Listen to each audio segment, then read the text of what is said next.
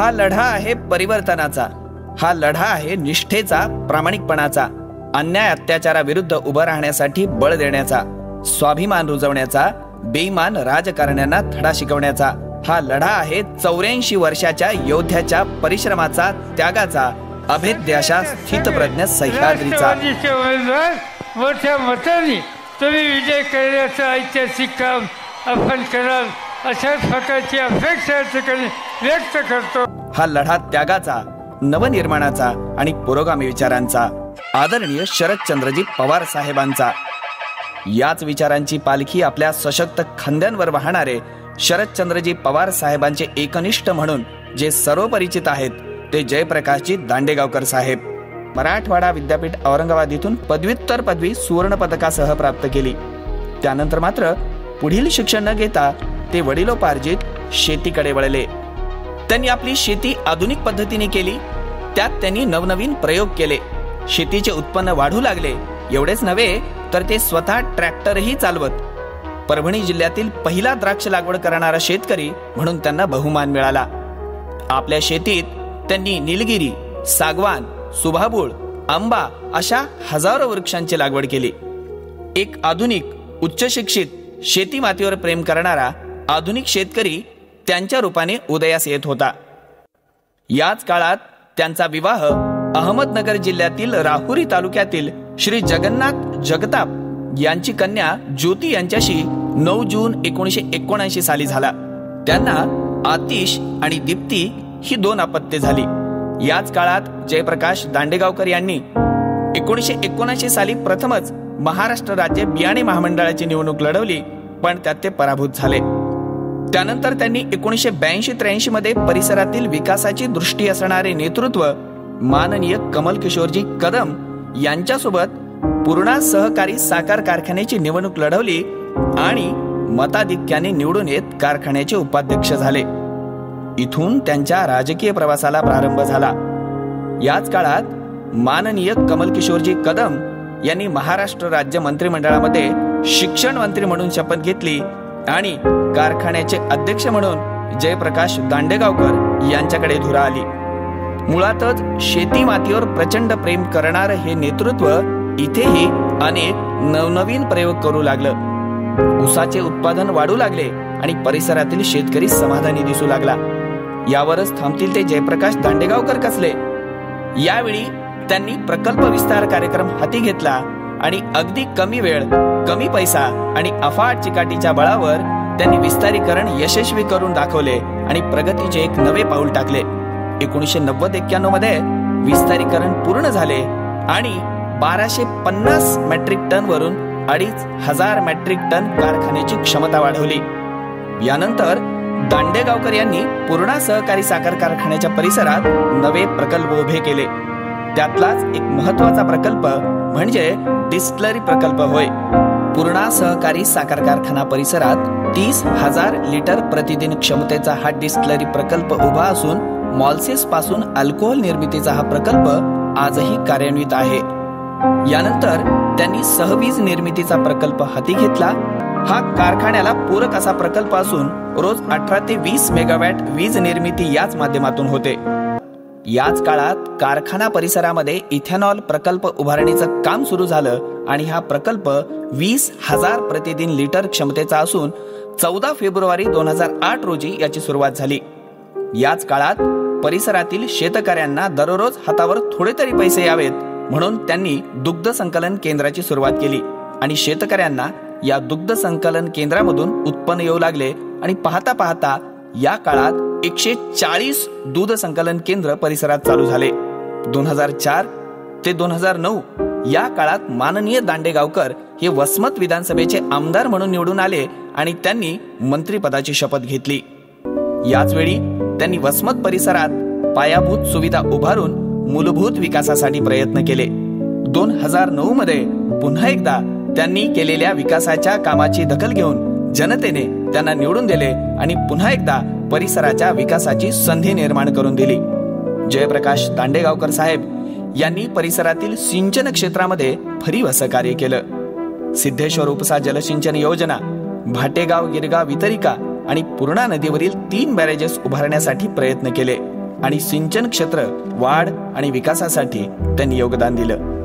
माननीय जयप्रकाशजी दांडेगावकर हे बहिर्जी स्मारक विद्यालय शिक्षण संस्था वापटीचे अध्यक्ष आहेत.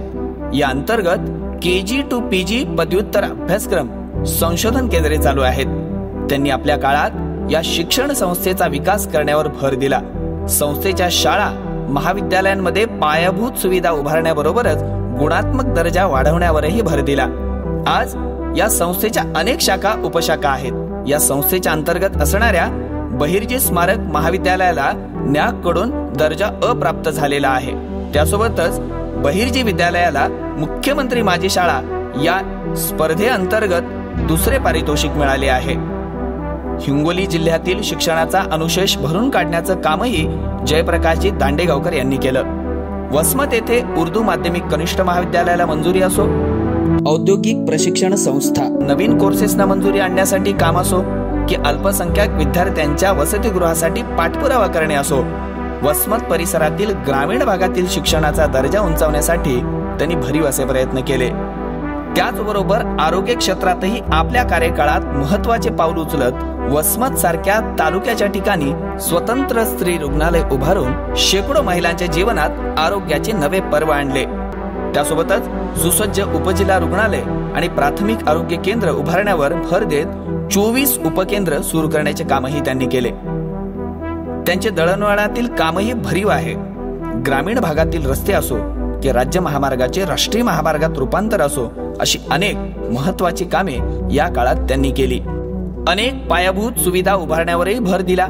वसमत मधील उपविभागीय कार्यालय, न्यायालयाची इमारत, तहसील कार्यालयाची इमारत, भूमी अभिलेख कार्यालय हे प्रामुख्याने उभारून वसमत परिसरातील लोकांचं जीवनमान सोपं करण्यावर भर दिला. त्यांच्या कार्यकाळातील आणखी एक महत्वाचं काम म्हणजे पाणी पुरवठा क्षेत्रातील कार्य होय. वसमत परिसरातील पिण्याच्या पाण्याची भीषण समस्या लक्षात घेऊन त्यांनी ग्रामीण आणि नागरी पाणी पुरवठा योजनेवर भर दिला आणि वसमत परिसरातील नागरी पाणी पुरवठ्यासाठी सुमारे 13 कोटी रुपयांचा निधी त्याकाळी उपलब्ध करून दिला. ग्रामीण पाणी पुरवठा क्षेत्रातील जलस्वराज्य, भारत निर्माण व जीवन प्राधिकरणाच्या माध्यमातून 78 गावांना पाणी पुरवण्याची सोय केली. त्यांचे सामाजिक क्षेत्रातील योगदानही भरीव असे आहे. महात्मा फुले यांच्या सत्यशोधकीय चळवळीचे कार्यकर्ते म्हणून ते सर्वपरिचित आहेत. त्यांनी आपल्या कार्यकाळात धर्मनिरपेक्ष लोकसंसद घेऊन समता व एकता रुजवण्याचं काम केलं.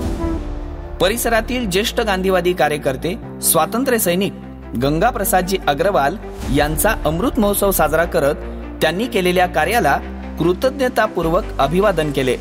परिसरातील माजी आमदार माननीय ॲडव्होकेट मुंजाजीराव जाधव यांचा अमृत महोत्सव साजरा करून त्यांचा गौरव केला. वसमत परिसरात शरदचंद्रजी पवार साहेब यांच्या वाढदिवसानिमित्त अनेक उपक्रम राबवले.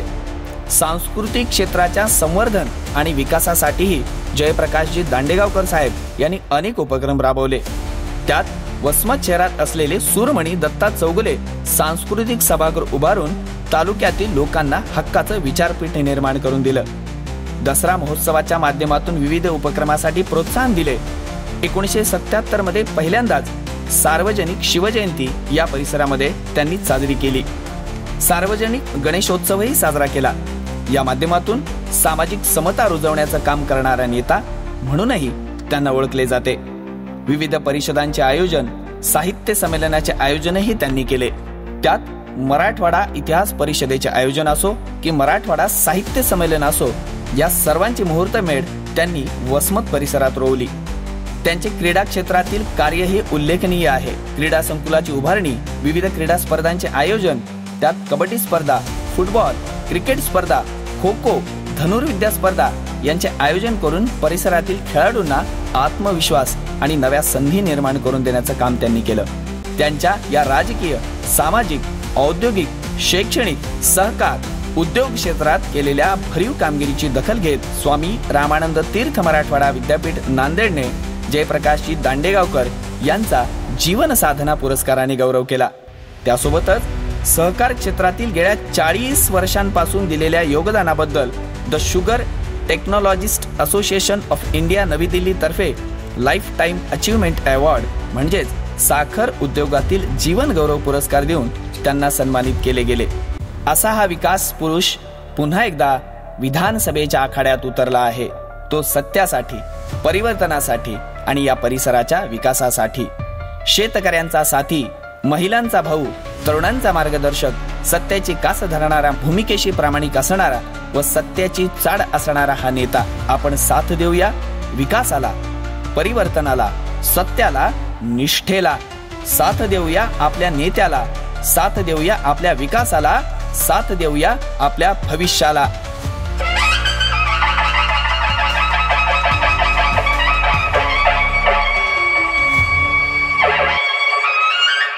घुमू दे तुतारी तुतारी, घुमू दे तुतारी तुतारी, घुमू दे तुतारी तुतारी, घुमू दे तुतारी तुतारी.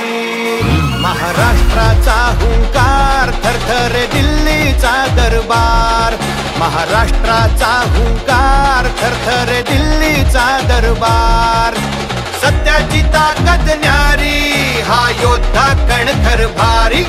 अरे सत्याची ताकद न्यारी, हा योद्धा कणखर भारी. घुमू दे तुतारी तुतारी, घुमू दे तुतारी तुतारी, पवार साहेबांची तुतारी.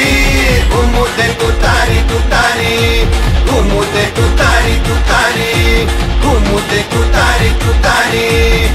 राष्ट्रवादीची तुतारी, घुमू दे तुतारी तुतारी.